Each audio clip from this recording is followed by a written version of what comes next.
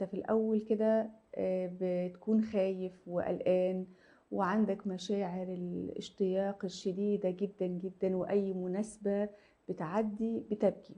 بعد كده خلاص زي ما بيقولوا تاخد مناعة بقى، اتعودت وبقيت حابب الغُربة وأصلًا مش عايز تنزل، ولو نزلت بلدك بتبقى نازل وأنت قلقان ومش حابب الوضع. يعني كلمينا عن النظرتين دول، هل فعلًا المغترب لمّا بيعيش فترة طويلة في الغُربة بينسى الوجع وينسى الألم وأخَد على البُعد؟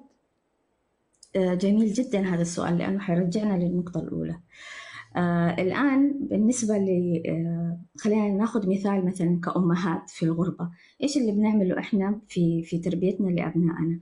بنحاول نجيب الطقوس المجتمعية اللي إحنا اتربينا عليها، العادات مثلًا اللي لها علاقة بالدين، لها علاقة بالمجتمع، بثقافتنا، بعادات الوطن.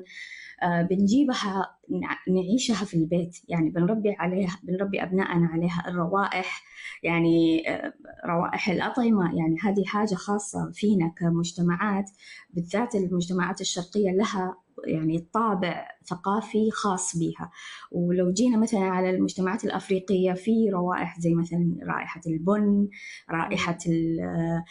طبخات معينة، آه. الإدامات المعينة نطبخها. إمم. هذه إمم. الروائح وهذه الطقوس إحنا بنجيبها معانا من أوطاننا في آه. غربتنا، وبنعيشها وبنعيش أبنائنا عليها إمم. مع مدخلات جديدة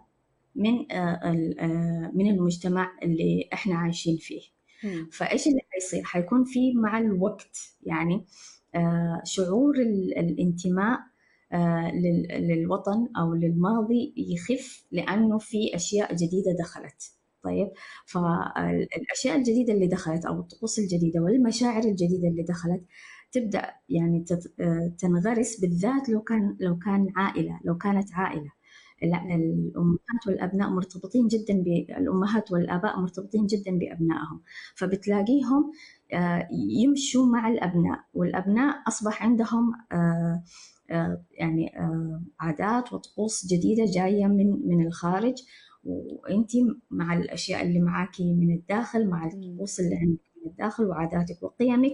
فهنا حيكون في توازن جديد ياخذ منحى مختلف عن المنحى اللي أنت تربيتي عليها، أو المنحى اللي آه، ماشي عليه أبناء الوطن أو المجتمع آه. اللي تركتيه. إمم. تمام.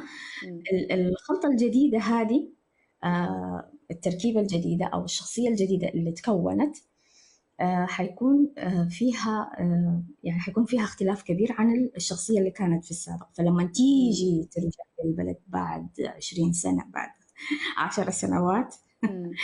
هنا حتحسي إنك أنت الآن في غربة، وتستغربي تقولي أنا طول عمري عايشة في غربة، ولما رجعت على بلدي أو آه. عند أهلي إمم.